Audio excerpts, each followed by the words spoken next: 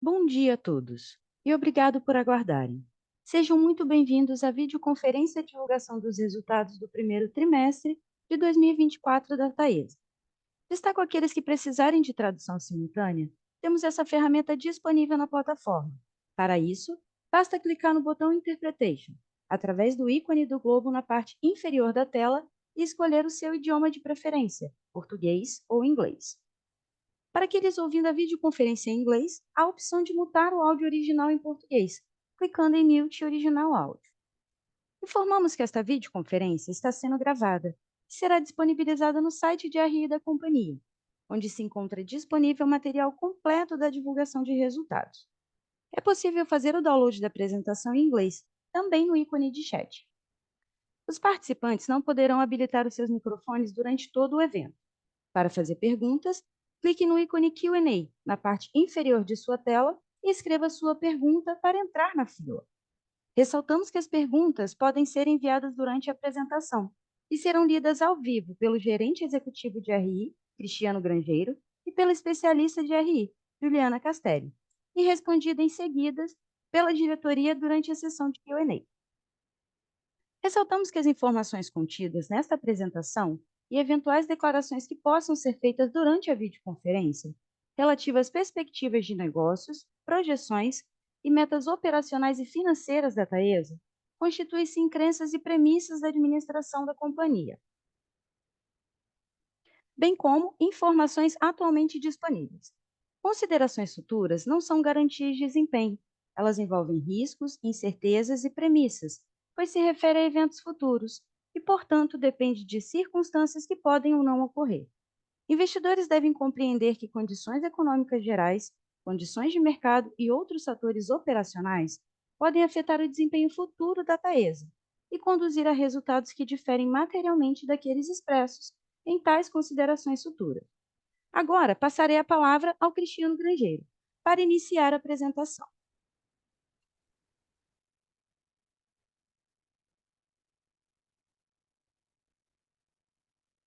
Bom dia a todos e bem-vindos à apresentação dos resultados da Taesa do primeiro trimestre de 2024.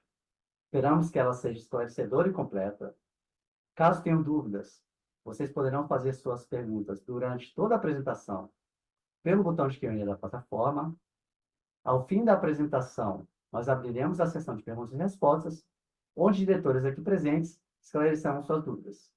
Tenha uma ótima videoconferência. Iniciando pelo slide 3, destacamos nossa missão, visão e valores. Nossa missão é conectar o Brasil com energia segura e confiável. Nossa visão é ser a transmissora de maior valor para a sociedade.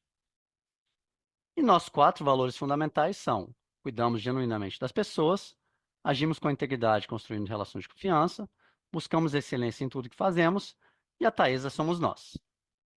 Passando para o slide 4, divulgamos semana passada o nosso relatório de sustentabilidade referente ao ano de 2023. Este é um importante documento da Taesa que destaca as nossas ações de responsabilidade socioambiental, além das informações relativas à governança corporativa e evoluções econômico-financeiras. Esse documento apresenta com detalhamento tudo que a companhia tem trabalhado, sempre preocupada com questões fundamentais de saúde e segurança, ambiente acolhedor para as nossas equipes, meio ambiente e clima, relacionamento com comunidades e perenidade dos nossos ativos. Nesse slide estão alguns exemplos de iniciativas que estão detalhadas no relatório, entre tantas outras que vocês poderão consultar. Vou mostrar rapidamente aqui como vocês podem acessar este relatório no nosso site de Relações com Investidores. Abrindo o nosso site aqui, logo na nossa home, vocês poderão ver o banner, assim como no nosso carrossel de destaques de documentos, o relatório de sustentabilidade de 2023. Clicando nele, vocês verão o documento, que é um documento bastante amplo e oferece uma visão abrangente das nossas atividades e iniciativas em 5 dimensões principais: geral, governança corporativa, econômico-financeira, social e setorial, ambiental. Falamos sobre segurança, certificação das 4 normas ISO, adesão aos outros movimentos de diversidade e inclusão, detalhamos o inventário de gases de efeito estufa, com histórico dos impactos, entre diversas outras iniciativas de responsabilidade socioambiental, assim como variados indicadores que demonstram o impacto dessas ações na Taesa e nas áreas que atuamos. Elaborado com base na metodologia do Global Initiative Report, o GRI, o relatório reflete o compromisso da companhia com as melhores práticas de sustentabilidade, em consonância com o Pacto Global da ONU e os Objetivos de Desenvolvimento Sustentável.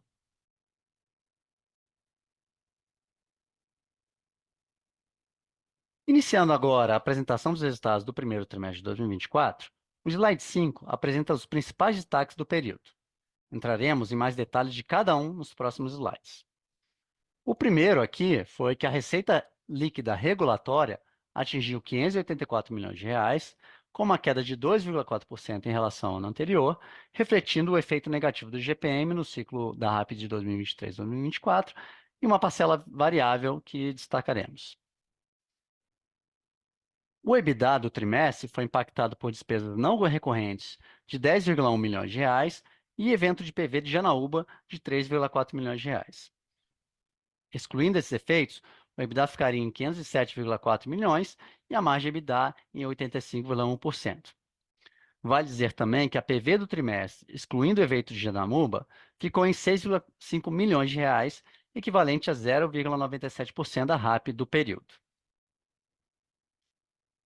Como terceiro destaque, apresentamos a otimização da estrutura societária com a incorporação de 3 empresas que gerou impacto positivo de 16,3 milhões de reais nas despesas de imposto de renda e contribuição social.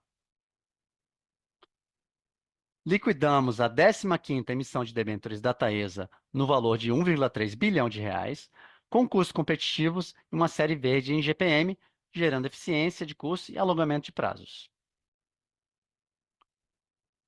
Apresentamos o volume de CAPEX no período de 77 milhões de reais, afetado por paralisação no órgão ambiental, com impacto no empreendimento de Ananaí. E, por último, anunciamos a distribuição de proventos de quase 145 milhões de reais sobre o resultado do primeiro trimestre de 2024. No slide 6, destacamos o resultado regulatório, que é aquele que reflete diretamente a geração de caixa da companhia. O lucro líquido regulatório reduziu 10,3% na comparação ano contra ano, totalizando no trimestre 193,2 milhões de reais.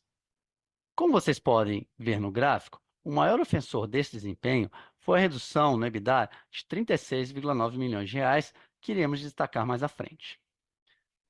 Mas antes, vale mencionar os outros efeitos que impactam o lucro líquido regulatório. Tivemos um resultado positivo na equivalência patrimonial de 16,9 milhões de reais, em função de diversos fatores, como reajuste da RAP pelo IPCA, aproveitamento do benefício SUDENE em Amorés e Paraguaçu e baixa de tributos diferidos por mudança de regime tributário na ETAL. A despesa financeira líquida ficou 22,3 milhões de reais maior, em função majoritariamente do aumento da dívida dos últimos 12 meses, com a emissão de 2 debêntures, a 13ª e a 14ª, compensada em parte pela redução do CDI e IPCA entre os períodos comparados. A depreciação e amortização aumentou de 14,7 milhões de reais, motivada principalmente pela entrada de Saíra ao final do primeiro trimestre de 2023.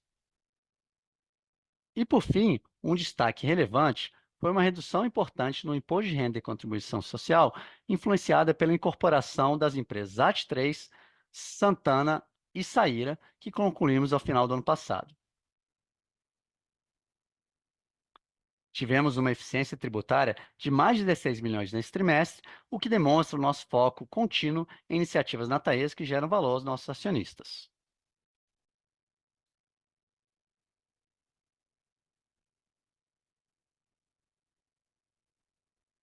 Falando sobre EBITDA, vimos uma queda de 7,1% na comparação com o primeiro trimestre de 2023, chegando a 485 milhões de reais nesse trimestre.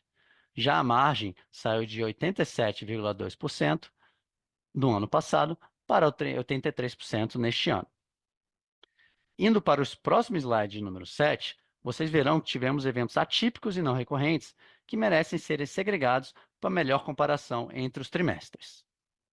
Abrindo em mais detalhes as variações das linhas que afetam o EBITDA regulatório no slide 7, podemos observar que a RAP continua crescendo, mesmo diante do efeito negativo do IGPM no ciclo 2023-2024, de menos 4,5%, que reajustou 2/3 das nossas RAPs operacionais na visão consolidada. Esse crescimento nessa linha é reflexo direto do início da operação de saída da primeira fase, sob gestão da Taesa lá no final de março de 2023, que impactou em mais de 30 milhões de reais por trimestre de RAP, da entrada em operação das novas fases de Santana, reajuste inflacionário do IPCA no ciclo da RAP 23 e 24 para as concessões de categoria 3, que compensaram esse reajuste negativo do IGPM e a queda remanescente de 50% da RAP da concessão AD 3. A parcela variável do primeiro trimestre de 2024 foi afetada por um evento na concessão Janaúba no montante de 13,4 milhões de reais, equivalente a 2% da RAP do trimestre. Tivemos um desligamento intempestivo em janeiro na ALT 500kV Bom Jesus da Lapa 2, Janaúba 3, com duração de 27 horas de indisponibilidade. O desligamento foi provocado pela falha de um dos componentes de sustentação dos cabos em uma das torres desta linha de transmissão, de difícil identificação, o que dificultou a recomposição. Na inspeção de 100% das estruturas, foram identificados e substituídos todos os componentes com potencial falha, garantindo a segurança da linha. Estamos tomando todas as providências para buscar uma compensação deste valor, seja via regulatória ou via discussões com o fornecedor dos componentes. Esse arranjo da linha de Janaúba é novo no sistema e é a nossa única concessão com essa característica construtiva. Vale lembrar que essa variação ano contra ano é maior porque no 1T23 nós tivemos um evento de reversão de PV na Novatrans em um caso de sabotagem, amplamente divulgado naquela época. O impacto de 22,7 milhões de reais do OPEX, além dos efeitos de inflação e crescimento da companhia, é explicado também por alguns eventos não recorrentes nesse primeiro trimestre de 2024, que somam mais de 10 milhões de reais, entre as linhas de pessoal, serviços terceiros e outras despesas operacionais. Excluindo esses eventos, tanto da PV de Janaúba quanto das despesas não recorrentes do OPEX, temos um EBITDA ajustado no 1T24 de 507,4 milhões de reais, bem mais em linha com o EBITDA ajustado do primeiro T de 508 milhões de reais. Observando a margem EBITDA ajustada por esses mesmos eventos, alcançamos 85,1% no primeiro trimestre deste ano, contra 86,6% no ano passado, cuja queda é explicada principalmente pelo IGPM negativo e a redução de 50% da RAP da AT3. Agora, no slide 8, apresentamos o lucro líquido societário, ou IFRS. Vale lembrar que este lucro é contábil e, portanto, não reflete diretamente a geração de caixa da Taesa. O conceito por trás dessa contabilidade é o ativo de contrato de concessão, cujas práticas contábeis vêm do CPC 47. Até para prestar informações de uma solicitação feita por investidor na última conferência de resultados, pedindo mais esclarecimentos sobre a contabilidade societária, vale uma pausa rápida para orientá-los e dar mais detalhes sobre a FRS. Caso vocês queiram ir mais a fundo no conceito dessa contabilidade, eu estou trazendo aqui o nosso site de RI, que mostra esta informação aqui na seção, no menu Informações Financeiras, submenu Contabilidade, setor de transmissão. Nós detalhamos o método de contabilização do CPC 47 e, ao fim da sessão, nós temos um download aqui para a apresentação. Nessa apresentação, nós explicamos de maneira simples e didática a movimentação do ativo contratual e como isso afeta o resultado IFRS.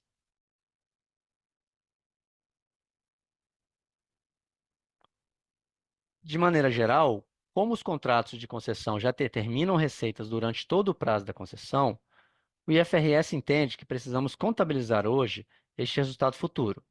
Então, no fim, o lucro societário contabiliza todo o resultado futuro de uma concessão trazido a valor presente.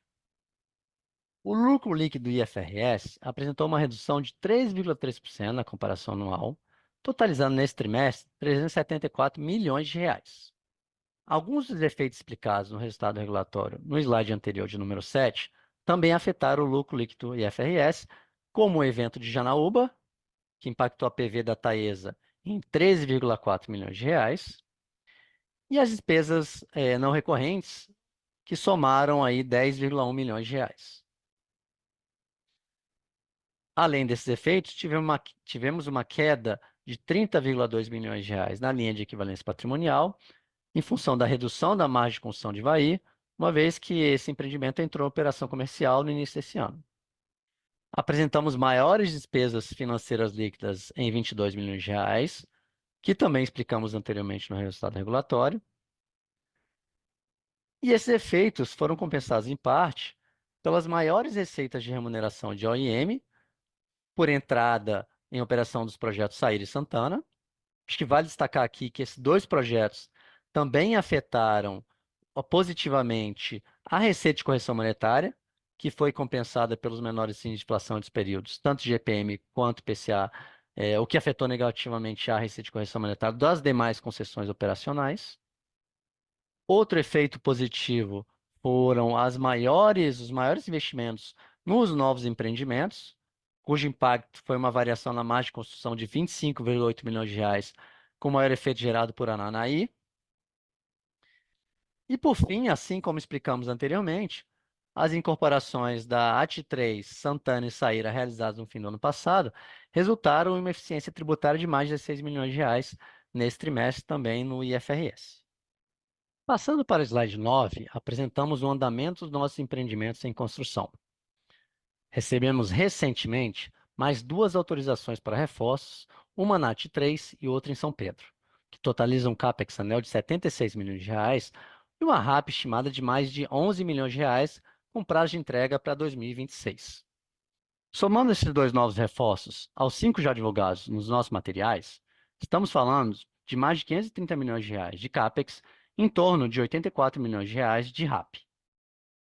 Os empreendimentos Pitiguari, Tangará e os novos reforços da Nova Trans estão com obras em andamento avançando bem. Pitiguari está em mobilização com o início das atividades, tanto nas subestações quanto nos trechos das linhas, e começamos a receber o fornecimento em campo. Tangará também está em mobilização com o início das atividades para as 2 subestações que já possuem licenciamento ambiental, e a construção do banco de capacitores da Nova Trans está em andamento, principalmente na subestação SE Colinas, com a construção da estrutura da casa de relés avançada. Saíra e Ananaí têm evoluído com seus avanços físicos dentro dos respectivos prazos regulatórios. Observando a realização do CAPEX do primeiro TRI deste ano, de 77 milhões de reais, observamos um volume menor do que o esperado em função da paralisação do IBAMA, que afetou diretamente a obtenção do licenciamento ambiental do projeto Ananaí. Temos trabalhado em diversas frentes para avançar no projeto e reduzir potenciais riscos no cronograma do empreendimento em função deste atraso no licenciamento. No slide 10, apresentamos o endividamento da companhia. À esquerda, apresentamos o histórico recente da dívida líquida e do nível de alavancagem, que é calculado pela dívida líquida sobre o EBITDA regulatório, na visão de consolidação proporcional. Ao fim do 1T24, a dívida líquida da Taesa foi de 10,8 bilhões de reais, considerando todas as nossas participações, e a alavancagem ficou em 3,8 vezes, levemente superior ao trimestre imediatamente anterior, mas abaixo do 3,9 vezes registrado há um ano atrás.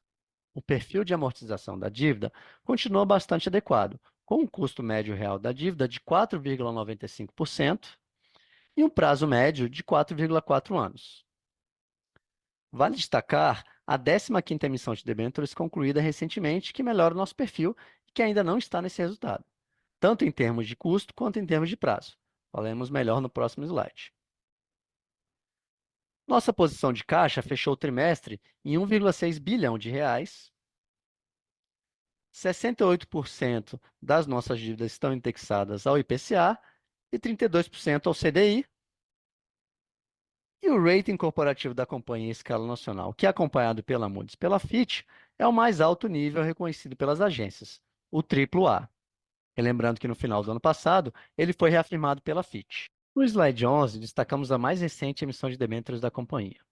concluímos no último dia 23 de abril a 15ª emissão de debêntures da Taesa em um volume de 1,3 bilhão de reais.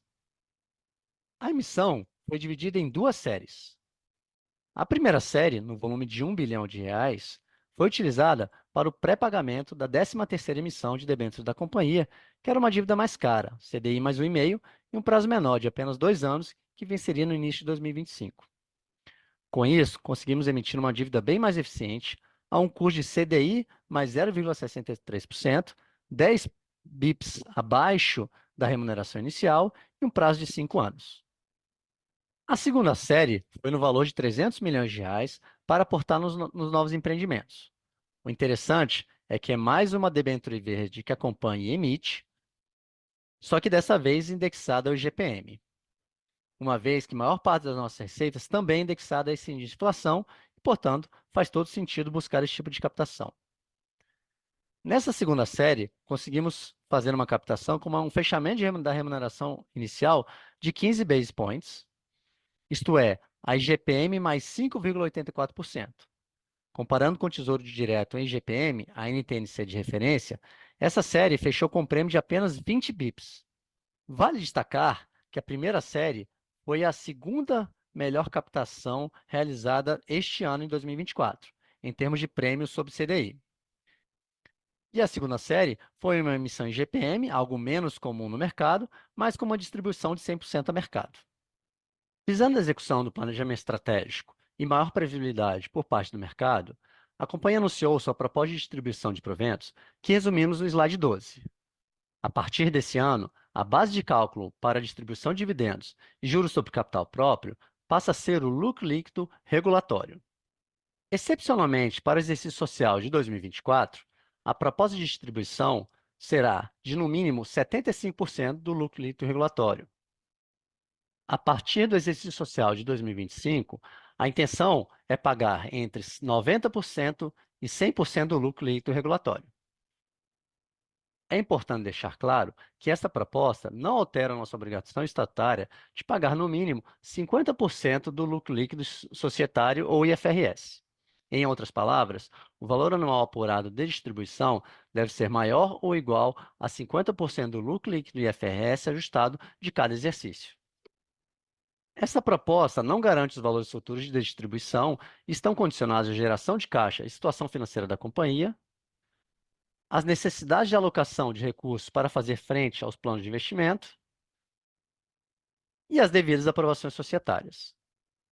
Este é mais um importante passo na direção de eficiência e disciplina de capital e reforça a estratégia da companhia baseada no crescimento sustentável e na solidez financeira, permitindo maior previsibilidade na distribuição dos dividendos de JCP com base na geração de caixa da Taesa. No próximo slide, o nosso Conselho de Administração aprovou a distribuição de proventos relativos aos resultados do primeiro trimestre de 2024 no valor de 144,9 milhões de reais, que é 75% do lucro líquido regulatório do período. O valor será pago sob a forma de juros sobre capital próprio no dia 27 de junho de 2024, com a data base de 13 de maio de 2024. Este valor equivale a 42 centavos por unit, que, somado aos demais proventos distribuídos em 2024, temos anunciado até o momento R$ 2,22 por unit, ou 763 milhões de reais distribuídos até então. Vale lembrar que o valor de 390 milhões de reais foi aprovado semana passada pela Assembleia de Acionistas e o pagamento deste montante ocorrerá no dia 16 de maio, daqui a uma semana. Bem, terminamos aqui a nossa apresentação dos resultados do primeiro trimestre de 2024. Vamos iniciar agora a sessão de perguntas e respostas. Obrigado a todos. Obrigada, Cristiano. Neste momento, abriremos a sessão de Q&A. Será conduzida ao vivo e contará com a participação dos diretores da companhia. Lembrando que, para fazer perguntas, os participantes devem clicar no ícone Q&A na parte inferior de sua tela e escrever a sua pergunta para entrar na fila. Obrigado, Aline. Obrigado a todos pela participação de mais uma videoconferência de resultados. Presentes aqui nesse call, temos um número de mais de 450 pessoas. Mostra aí novamente a nossa presença aí e transparência nessa discussão com os investidores e interessados. Estão aqui conosco, né, Rinaldo Peck, o diretor financeiro de RI e diretor-presidente interino, Luiz Alves, nosso diretor de implantação, Fábio Fernandes, nosso diretor de negócios, gestão de participações, e o Marco Faria, nosso diretor técnico, além, obviamente, da Juliana Castelli, nossa especialista de RI, que vamos conduzir aqui essa discussão. Espero que a gente possa esclarecer todas. Antes de abrir aqui para o Q&A, eu vou passar a palavra ao Péquio para as suas mensagens iniciais, que a gente acha importante iniciá-las. Obrigado, Cristiano. Obrigado a todos aí pela participação. É sempre um momento importante para a companhia. A gente está aqui com a comunidade que investe, acompanha a companhia, para a gente prestar conta.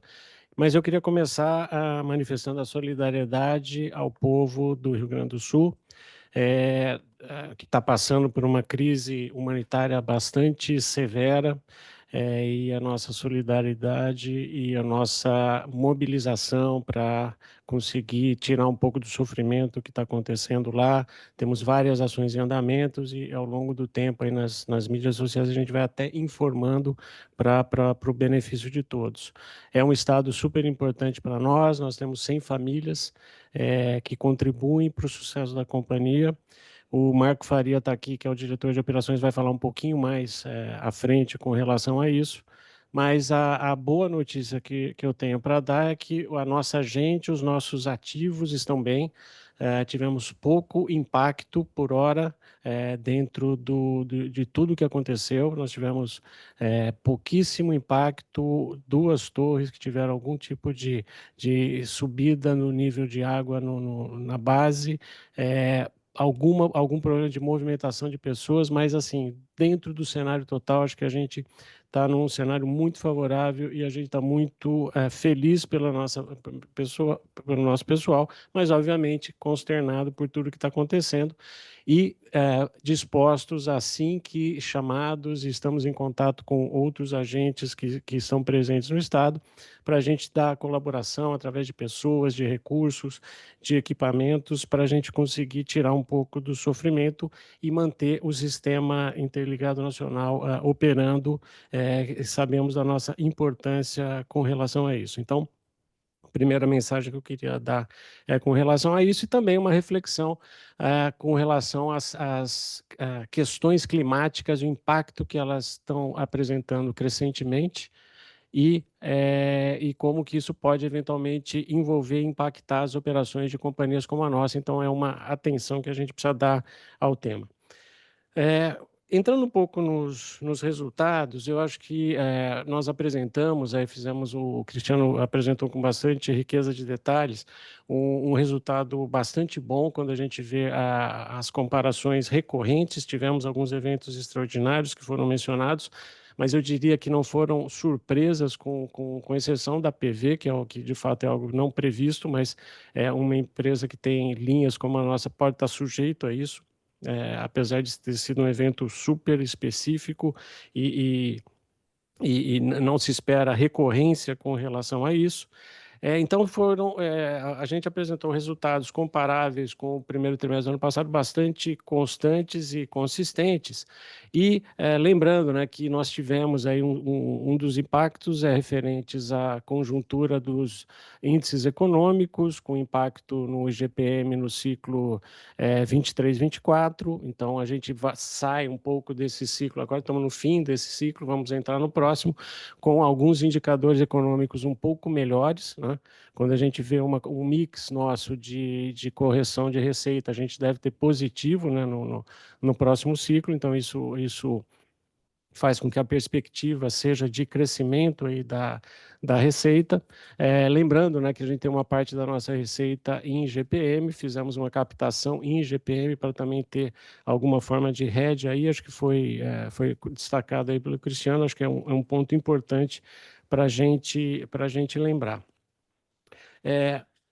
Um outro aspecto que eu não poderia deixar de falar, depois a gente pode entrar em outros detalhes aí com relação aos resultados em si, que acho que já foram bastante explicados, mas um ponto super importante no nosso reporte aqui dos resultados está relacionado com a prática de dividendos que nós estamos comunicando. Então, essa prática de dividendos, eu acho que ela atinge, né, uma maturidade em cima de vários fatores que a companhia tem vivenciado e ela está sinalizando qual que é a postura dela. Então, nós não podemos esquecer que nós temos investimentos relevantes ainda por fazer, né, mais de 3 bilhões que vão contribuir com uma receita de mais de 430 milhões de reais nos próximos ciclos. Então, fora os reforços que a gente está de uma forma bastante proativa procurando ver o que pode ser feito para também ajudar na nossa receita, mas uma das questões que a gente tem sempre em consideração é a questão da alavancagem da companhia. E a alavancagem, ela chegou num ponto, ela está em 3,8.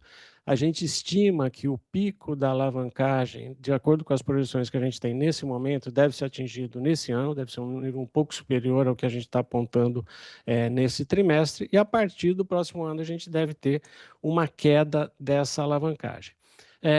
A questão da declaração dos dividendos de 75% do lucro regulatório para 24, ela é importante, porque ela indica que a empresa está preocupada com a questão de alavancagem, já se preparando para um novo ciclo de crescimento. A gente quer preservar uma possibilidade de captações bastante competitivas, então esse é um dos pontos que a gente entende que a gente precisa equilibrar a visão de captações competitivas para poder participar de leilões e, mais do que isso, ter um crescimento na companhia e também continuar sendo uma empresa que faz pagamento de dividendos compatível com a sua geração de caixa. Então, as mudanças que a gente fez, primeiro foi ter como base o lucro líquido regulatório, para 24, a indicação de 75%, lembrando que pelo estatuto nós temos a obrigação de pagar 50%, pelo menos, do lucro líquido em FRS, então pode ser que esse valor altere um pouco,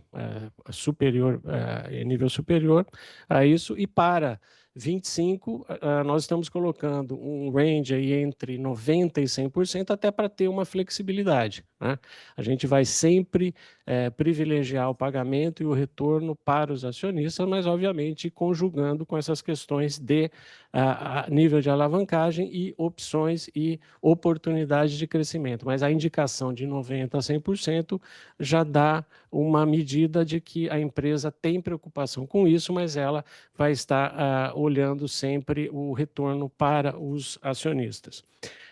Com relação a essa questão geral de alavancagem, a própria não participação do leilão também faz parte disso. A gente já no último call de resultados a gente falou um pouco sobre isso, então também tem a ver com isso, que momentaneamente, em função dessa gestão que a gente está fazendo, entendemos que era prudente manter o pagamento nesse nível que nós estamos indicando agora e não ter uma participação temporária, mas que com certeza voltaremos a participar, e a indicação melhor que a gente tem disso é exatamente essa preocupação que nós temos com o custo de capital para os próximos ciclos aí de oportunidade de crescimento da companhia, seja através de leilão, seja através de outras oportunidades que a gente tem. Lembrando também que esse pagamento de 75% do lucro líquido regulatório está bastante alinhado com outros importantes players aí do setor, e ele também está super alinhado com o planejamento estratégico da companhia, discutido com o nosso conselho, com os nossos acionistas, e que ele preserva esse equilíbrio entre perspectiva de crescimento e continuar sendo um bom pagador de dividendos. Então, essas eram as considerações iniciais que eu queria fazer, mais uma vez destacando e agradecendo aí todo mundo da companhia pelos resultados que a gente apresentou, e que a perspectiva nossa é muito positiva. Essa medida e esses anúncios que a gente fez estão alinhados com essa estratégia nossa e essa prudência e disciplina financeira para garantir o crescimento da companhia. A partir de agora, eu vou passar a palavra para o Marco. Antes disso, Cristiano, se me permite, para ele falar um pouquinho da questão do Rio Grande do Sul, com um pouquinho mais de detalhe, depois a gente abre para a sessão de perguntas. Bom dia a todos. Obrigado, Pécio. Também gostaria de reforçar a nossa solidariedade por toda a população lá da região sul, E reforçando o que já foi comentado pelo PEC, né? Nenhuma instalação nossa foi afetada diretamente pela enchente. Então, todas as instalações estão ligadas, funcionando normalmente, né? A infraestrutura, a logística de atendimento da região é que está um pouco comprometida devido à queda de barreiras nas estradas e algumas regiões ainda alagadas, né? Nossas equipes, né, aproximadamente 100 famílias, né, lotadas lá no sul, né, com todos os ativos nossos, carro, veículo, estrutura, equipamento, né, estão disponibilizados e preparados para atender e ajudar as comunidades vizinhas dos nossos ativos, né, onde a gente pode atuar mais diretamente, né, com recursos, com as nossas campanhas que estamos fazendo de arrecadação de alimentos, arrecadação de remédio, roupas, água, né, o que for preciso.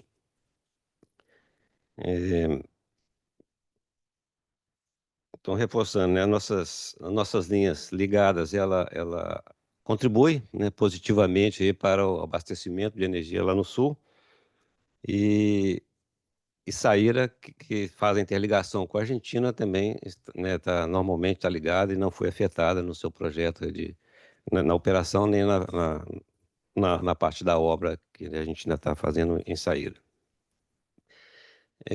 Diariamente, estão ocorrendo reuniões, né, entre todos os agentes que atendem a região sul, a transmissão, distribuição e geração, em conjunto com o INS e também com a ANEEL, né, buscando as soluções, a melhor forma de recuperar, né, o abastecimento da região que ainda estão afetadas.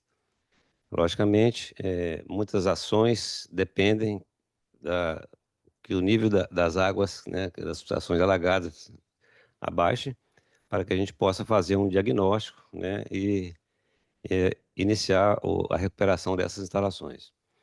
E, nesse sentido, todo o contingente nosso, né, em conjunto lá com as empresas do Sul, preparados para ajudar e atuar de forma a recuperar o abastecimento lá da região Sul da melhor forma possível. Obrigado pelas considerações iniciais. Começando aqui pelas perguntas, algumas até já foram respondidas pelo PEC no início, mas eu vou começar uma aqui, PEC, já para você sobre a política, né, na verdade, a proposta da companhia sobre os dividendos, que será aprovado, né, sempre pelas suas instâncias societárias devidas, mas já começando sobre isso, Bruno Oliveira, analista social da AGF, Ações Garante Futuro, falou: obrigado e parabéns pelos resultados. Ficou claro o comunicado sobre os proventos. No entanto, gostaria de questionar se há alguma mudança em relação à frequência do pagamento de proventos. Acho que, Pego, se você puder falar um pouco sobre essa questão, interessante. Claro. Algumas outras pessoas, inclusive, perguntaram isso também. Tá bom. Não, excelente pergunta. Obrigado, Bruno.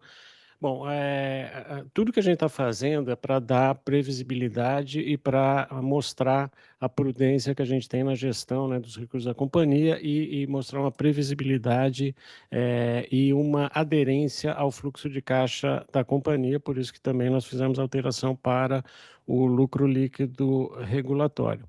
O que nós pretendemos fazer, Bruno, é trimestralmente a gente já fazer uma indicação de qual seria a proposta, né, com relação, obviamente, sujeita às aprovações, como o Cristiano lembrou, a proposta de pagamento de proventos, não necessariamente obedecendo sempre o mesmo prazo, né? Porque a gente tem questões também de fluxo de caixa, de captações, que a gente também tem que fazer uma gestão. Então, respondendo objetivamente, a gente pretende trimestralmente fazer uma declaração, mas a data onde vai ser feito o pagamento não necessariamente vai ser sempre a mesma ou sempre decorridos o mesmo número de dias, por exemplo, que a gente está fazendo agora. Então, isso a gente vai ajustar e é necessário esse ajuste até em função da necessidade de adequação, verificação do fluxo de caixa e todos os compromissos que a companhia tem. Então, a gente entende que é um avanço essa questão, né, da previsibilidade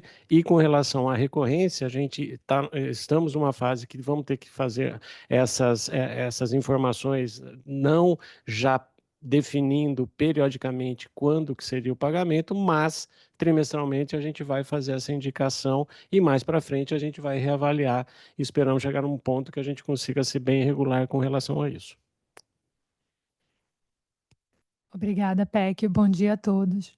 A próxima pergunta é do investidor Paulo Bizan, também no tema de proventos. Então, vou direcionar a você também, PEC. Ele pergunta: qual é a fonte para novos investimentos se a destinação de lucro será entre 90% e 100% do lucro líquido para o pagamento de proventos? Paulo, outra vez, a gestão que a gente faz, né, do fluxo de caixa leva em conta a geração que nós temos, o caixa disponível e as oportunidades e necessidades de captação. Então, assim, eu diria que hoje a gente assumiu o compromisso de fazer esse pagamento porque nós temos condições financeiras de fazê-lo. Então, na medida que avance, nós vamos fazer as captações necessárias para os empreendimentos, sempre levando em conta que nós também temos um compromisso assumido, e aqui está muito bem indicado, né, com relação a esse percentual de pagamento de proventos, onde nós vamos estar adequando as datas de pagamento para que a gente consiga afetar o fluxo de caixa na menor forma possível, obviamente sem incorrer em emissões fora do prazo de necessidade, mas sempre prezando pela possibilidade de fazer pagamento com a disponibilidade do caixa. Então, eu sei que são vários aspectos, mas a gente vai estar sempre olhando o mix entre a disponibilidade que a gente tem, a geração de caixa e havendo necessidade. A gente ainda tem espaço, como eu disse, né, que a gente entende que pode haver até um leve crescimento aí da alavancagem, a gente tem espaço para também aumentar um pouco a alavancagem da companhia. Obrigado, Péquio. Uma outra pergunta aqui agora do Fernando, investidor pessoa física, ele faz, eu vou direcionar ao Fábio. A Taesa possui pretensão ou já tem ideia se vai participar do próximo leilão de setembro? Bom dia a todos, bom dia, Fernando, obrigado aí pela pergunta. Bom, como o PEC adiantou aqui no início da fala dele, a companhia passa por ciclos, né? A gente passou por um ciclo de investimentos relevantes aí nos últimos 3 anos. Se a gente falar em termos de investimentos feitos pela Taesa, a gente fez aproximadamente 3,7 bi nesses últimos 3 anos, que refletem, né, aproximadamente 1,4 bi de RAP, sendo que 400 milhões ainda entrarão a partir de 2025. Então, diante desse crescimento, né, e diante dessa RAP adicional que foi colocada para dentro da companhia, a companhia hoje encontra-se, né, nesse momento que o PEC colocou há pouco, de gestão responsável e eficiente da sua alocação de capital e da sua estrutura de capital, né? Então, dentro desse conceito, algumas ações a gente fez no passado, né? E o PEC já bem explicou aqui no que diz respeito tanto à questão de pagamento de dividendos, quanto a nossa não participação do leilão passado, mas o crescimento e a necessidade de adicionar RAP a essa companhia, ela está no nosso DNA. Então, efetivamente, um ciclo, hoje o que está acontecendo é uma parada para que a gente possa melhorar a estrutura de capital e que possamos participar ativamente dos próximos leilões. O leilão de setembro é um leilão que tem algumas oportunidades, a companhia já está ativamente avaliando os lotes e para que possamos tomar a decisão de go ou no go mais próximo ao certame. Mas eu acho que a mensagem e a clareza que tem que deixar clara aqui que a Taesa, ela é uma empresa consolidadora do setor de transmissão e que tem a sua relevância, e que nós estaremos sempre participando ativamente das oportunidades, seja no leilão ou seja através das operações de M&A também no mercado secundário, que são todas analisadas pela companhia, e havendo pertinência, havendo geração de valor para os acionistas, a gente está participando. Obrigado, Fernando, mais uma vez pela pergunta, e caso reste alguma dúvida aí, por favor, fale aqui com o Cristiano que a gente complementa. Obrigado, Fábio. A próxima pergunta, na verdade, a gente tem recebido várias perguntas sobre projetos, então vou resumir e direcionar ao Luiz. Se você pode compartilhar um pouco sobre o andamento dos projetos, inclusive Saíra, por favor. Obrigado, Juliana, pela pergunta. Bem, bom dia a todos. Como o próprio Marco já falou, né, nós não temos projetos no Sul que estão sendo impactados, né, pela situação catastrófica que está ocorrendo lá nesse momento, né? O nosso projeto no Sul é Saíra, né? Então, ali, como o Marco disse, nós não temos nenhum impacto, né? E também lá o mais próximo ali seria Pitiguari, também em Santa Catarina, que nós também não detectamos nenhum impacto até esse momento, né? Num resumo geral, eu acho que é importante salientar que um projeto de transmissão ele leva em torno aí de 3, 4 anos, né? E o período de construção em si é bem menor perto do volume do projeto, em torno aí de 40%. Por quê? Porque você tem um tempo de planejamento e licenciamento que é o planejamento inicial. Então, alguns projetos ainda estão nessa fase, porém outros já avançam, né? No caso ali de Pitiguari e Tangará, nós já superamos a fase dos projetos iniciais, o projeto do licenciamento, e hoje nós estamos em construção já dos ativos, né? Já fazendo a parte de construção de bases, construção de fundações em linhas e subestações, né? Saíra também é um projeto bem específico, que é um projeto que visa uma readequação do sistema de corrente contínua da subestação de Saíra. Então, é um projeto que demanda de muito estudo e projeto, e a obra em si é um período muito curto, né, que é uma substituição de equipamentos, não tem muita construção civil, né? Já a Ananaí é um projeto que nós temos mais um ponto de atenção, que está relacionado ao licenciamento do IBAMA, né, devido aí aos movimentos atuais, né, desde o início do ano, na fase de licenciamento ambiental, que impacta aí diversas construções, né, Taíra está sendo impactada por ele, apesar de todo o esforço que nós estamos fazendo de, né, poder reorganizar o projeto, né, para poder suprir esses problemas que nós estamos encontrando de prazo do licenciamento, é um projeto hoje que está sendo impactado, né, principalmente pela questão do licenciamento ambiental.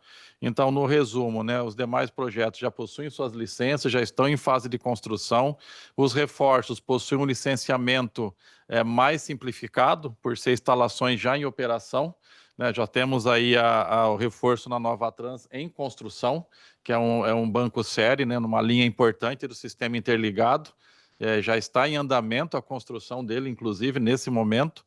Então, no resumo geral, os projetos estão em linha com o nosso plano de negócio, com ponto de atenção de Ananaí, devido a uma questão de licenciamento ambiental, onde todas as medidas possíveis, aí, interações com órgãos estão sendo realizadas, buscando essa mitigação. Obrigado, Luiz. A pergunta agora, vou direcionar, deixa eu pegar aqui, vou direcionar ao Péquio. Péquio, o Pablo, um investidor também, pessoa física, diz: parabéns pelos resultados, bom dia. Muito tem se falado pelos analistas de mercado sobre os impactos negativos do vencimento das grandes concessões, né, a partir de 2030, por exemplo, para a Taesa. Poderiam nos dizer se há planos para a reposição da RAP que será perdida, e caso sim, quais seriam? Obrigado, Cristiano, Pablo, pela pergunta. Esse impacto realmente ele existe, né? E a empresa já vem se preparando para enfrentar. A própria participação em leilões passados já era uma forma de ter uma mitigação com relação a essa queda prevista da companhia. E como que a gente vai conseguir ter uma maior compensação com relação a isso? Através de participação de leilões. Lembrando, outra vez, né, que nós estamos fazendo esse trabalho de fazer esse ajuste na prática de dividendos para exatamente dar capacidade financeira da gente continuar participando um pouco mais à frente.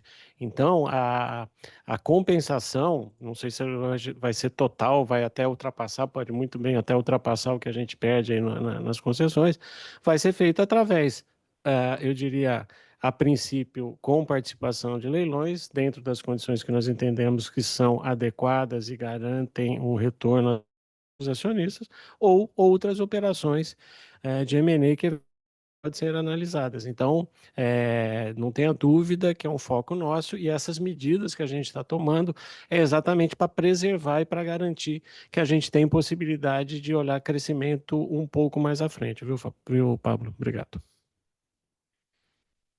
Obrigado, Peck. Eu tenho mais uma pergunta aqui para você, da investidora Rosi Líbano. Ela pergunta sobre o CAPEX que será investido, se isso implicará novas captações em 2024, ou o investimento de 3 bi não será aplicado em 2024.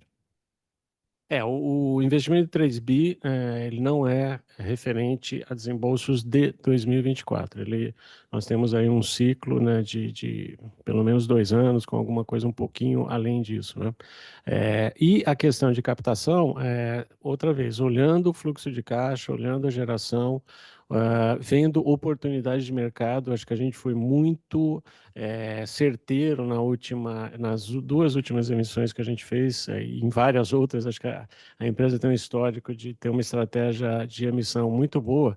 Então, a gente está sempre buscando, conversando com o banco, vendo oportunidades para que a gente faça captações adequadas para a estrutura de capital e para o nível de retorno que a gente espera ter nos projetos. Então, eu não consigo antecipar o que vai acontecer, é possível que a gente vá a mercado, dependendo dessas necessidades, e também depende um pouco do ritmo aí dos desembolsos, né? O Luiz falou um pouco dessa questão aí de impactos aí, de paralisações em órgãos federais que está acontecendo, mas dentro do cardápio do que a gente vai precisar fazer, com certeza, olhando para o futuro, sem especificar quando, a gente vai ainda ter que fazer captações, sim. Obrigado. Obrigado, Peck. Estamos chegando aqui ao final. Tem mais uma pergunta aqui, que é sobre expectativa de reforços, né? O que a gente espera para a Taesa em termos de reforços futuros? Aí eu vou passar aqui a palavra ao Luiz para falar um pouquinho disso. Ok, obrigado, Cristiano. Bom, é uma pergunta bastante importante que, como o Peck falou, reforços também são uma das fontes de receita, né, de aumentar a RAP, né? Hoje na Taesa nós temos 7 reforços de grande porte, que são reforços que nós realizamos a gestão como se fosse um lote de leilão pela sua expressividade. Então nós estamos falando aí de 530 milhões de investimento, uma RAP de 84 milhões. Além disso, nós temos áreas específicas dentro da Taesa que analisam as condições dos nossos ativos, né, buscando, né, dentro das regras regulatórias que contribuem para a confiabilidade do sistema e para o atendimento das demandas que surgem, né, a identificação de possíveis nossos reforços, né? Então, eu entendo aí que dentro da Taesa, essa também é uma fonte de receita, né, de RAP, que também vai contribuir aí para o crescimento da companhia. Então, estamos aí executando vários projetos, várias análises, desde linhas de transmissão, subestações, avaliando equipamentos, que de novo, né, visam aumentar a confiabilidade do sistema ou trazer uma maior garantia de fornecimento de demanda. Obrigado, Luiz. Bem, chegamos, efetivamente, não temos mais perguntas. Queria agradecer a quase 500 pessoas presentes conosco, acho que reforça aí o que eu falei no início. E queria aí só abrir para as considerações finais do PEC, para a gente fechar a nossa videoconferência do primeiro TI de 24. Obrigado, Cristiano. Bom, agradecendo, né, todos os colaboradores pelos resultados, pela preparação do material, todas as parcerias que nós temos aí com fornecedores que fazem com que a gente consiga ter essa importância aí no setor elétrico como um todo. Eu queria deixar uma mensagem bastante positiva com relação à companhia. Esses ajustes que são feitos, novamente, estão sendo feitos olhando para frente, né? Olhando as possibilidades de crescimento, as perspectivas de crescimento que a gente, com certeza, teremos, né? Então, acho que esse é um ajuste, como eu disse, a gente até já sinalizou, né, que para 2024 são 75% do lucro líquido regulatório. De 25 em diante, nós estamos indicando 90 e 100, mais com uma prudência, né? A gente fala do 90 em função de que podemos ter algum ajuste, mas a gente vai sempre olhar a maximização possível de pagamento de dividendos.